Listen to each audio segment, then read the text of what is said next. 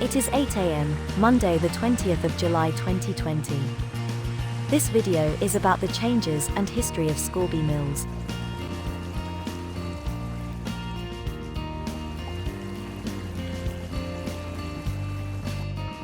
This is the view today, taken from the footpath, to the cliff above the beck. This area is called Scalby Ness, and the cliff, Long Nab.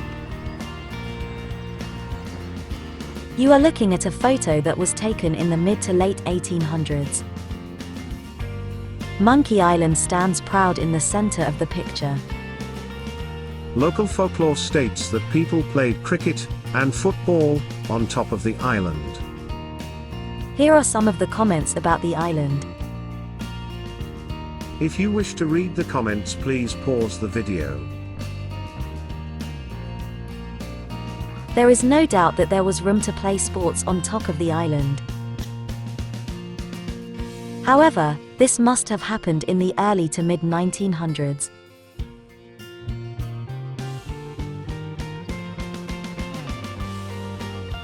It was a lot smaller in 1949 compared to 1849.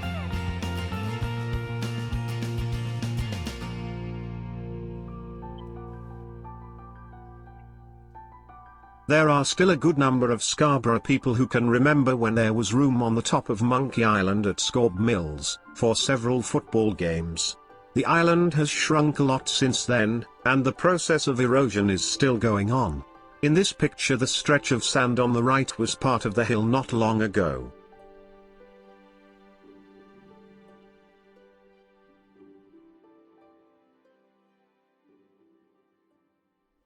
An aerial view taken in 1948.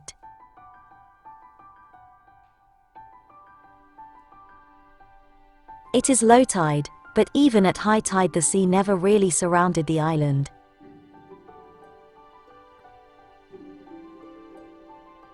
But how did it get its name? Well, I was told that a sailor brought a monkey to the island and left it there, and it stayed until it died. Yes. That is the accepted theory, but no proof exists. Another theory is that it was compared to the Rock of Gibraltar, a mysterious island habited by monkeys. One thing though is certain, Monkey Island no longer exists. If it had not been removed, it might have looked like this today. Later in this video, there is more information about the island. Scalby Beck. A gentle stream set in a very picturesque location, that has been popular with locals and visitors for at least 200 years. An ideal place for exploring and relaxing. But don't be fooled, because this area can soon change dramatically with high tides and heavy rainfall.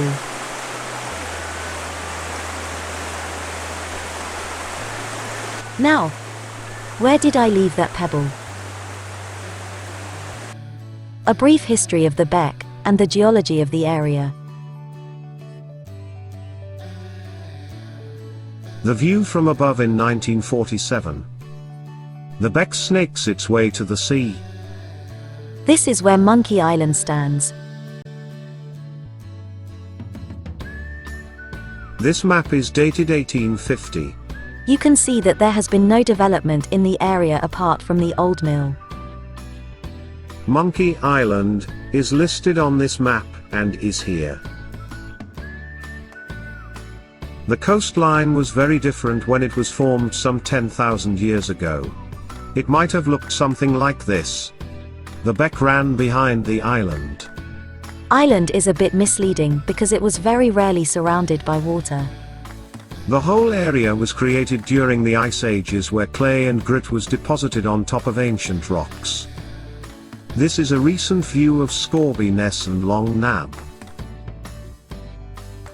The bedrock is from the Jurassic period, over 100 million years ago. Above the bedrock we have sandstone cliffs, created from ancient seas or rivers during the last 20 million years. Clay and grits lay on top of the sandstone, deposited during the last few ice ages. Take a closer look at this area. The path that leads to the main headland is eroding away. Perhaps in the next 1,000 years or more, the sea will break through and create another, Monkey Island. That looks really cold. Our current coastline was formed during the ice ages. The extent of the last ice age from 27,000 years ago to 15,000 years ago. Ice pushed clays and boulders from the east. This built up along the old coastline. After the last ice age, Britain looked like this. 15,000 years ago, Doggerland was a mixture of marsh, rivers and plains. Approximately 8,200 years ago, rising sea levels and a massive flood created the North Sea that we know today. The Ice Age shoreline eroded away due to constant wave action. The meltwaters from the ice had already carved out the ravine for the Beck to flow along. Here are a few photos showing the ravine. Using the 1947 photo, I have made this edit, adding in an extended coastline, to show what it might have looked like 5,000 years ago. This line is where the present-day coastline is. The Beck ran behind Monkey Island and on towards Mickledale. Mickledale is the old medieval name for the area halfway between Scalby Mills and the Corner Cafe. Long Nab is sat upon a hard rock bed that has provided some protection from the sea. Above the rock is clay and grit from the Ice Age. These rocks have helped to slow down the erosion process.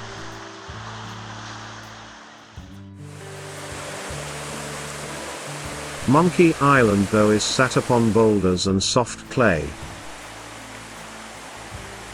For several thousand years there was a battle going on between the old course of the Beck and the sea. The island soon eroded away. There was only ever going to be one winner. This is what was left of the island in 1949. Scalby Beck started out as the River Derwent. Although back in the Ice Ages the river would not have had a name. The River Derwent starts here on Fylingdale Moor, 853 feet above sea level. The source is close to the RAF radar station. It then snakes its way down to Hackness.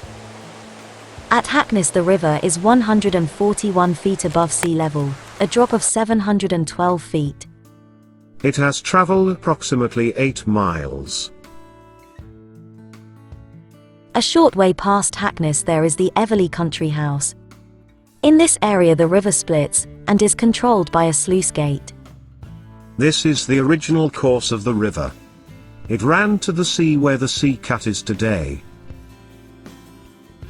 However, silt and mud, washed down from the hills over a few thousand years, blocked the route to the sea.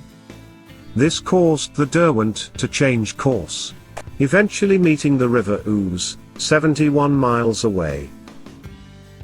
So for a few hundred years this area became low-lying fields, and, during periods of excessive rainfall, marshland. The River Derwent no longer flowed along the course of the Beck. But that did not mean that the Beck had dried up. A mile or so from the junction the Beck continued toward the sea, being supplied with water from the small streams and brooks that flow down from the hills around Cloughton and the North Yorkshire moors.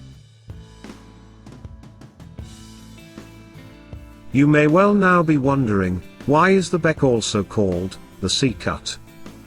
To explain that, we have to go back in time to 1799, and the involvement of Sir George Cayley. Sir George was born the 27th of December 1773.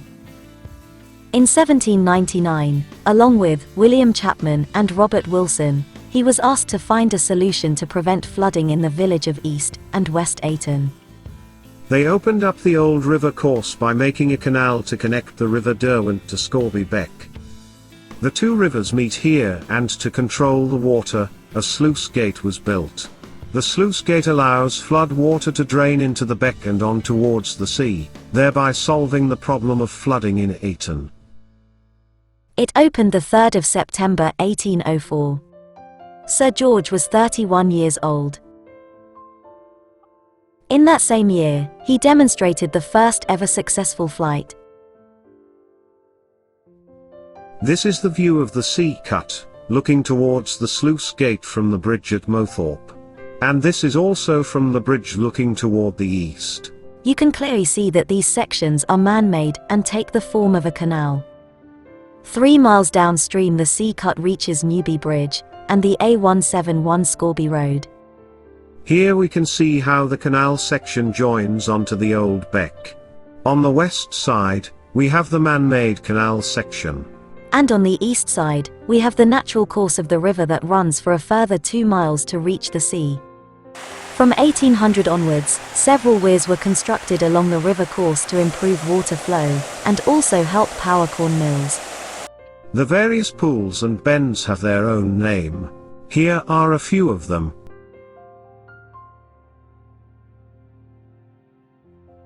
From Mothorpe to the sea, there are currently 6 structures crossing the river.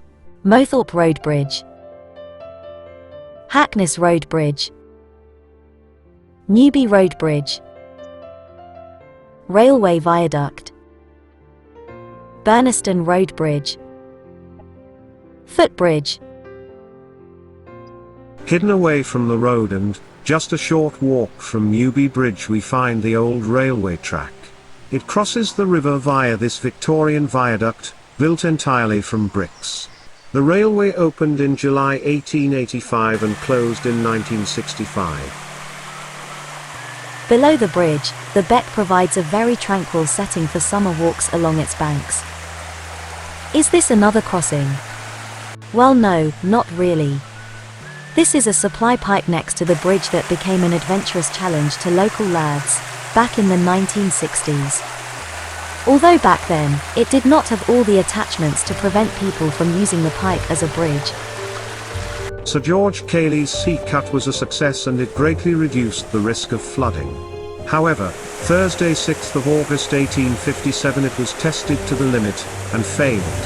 A freak storm hit Scarborough, and the rainfall that came with it wreaked havoc around the town. The total rainfall for 2019 was 650 millimeters. On the 6th of August 1857, in less than 24 hours, 250 millimeters of rain fell. 40% of the annual rainfall fell on the town. The majority of the rain came from storm clouds that hung over the town for 3 hours. It was estimated that the river rose 15 feet above normal. It was the only time in its 217-year history that it could not cope with a huge increase in flood water. Several houses were washed away. Scalby Mill destroyed. Bridges collapsed. A few horses were drowned and pigs were found floating in the river. The pigs were later rescued, and their bacon was saved. The water wheel at Scalby Mills was rotating faster than one of Sir George's propellers. We will never know what Sir George's thoughts were regarding the flood. He died a few months later on 15th of December 1857. He was 83 years old.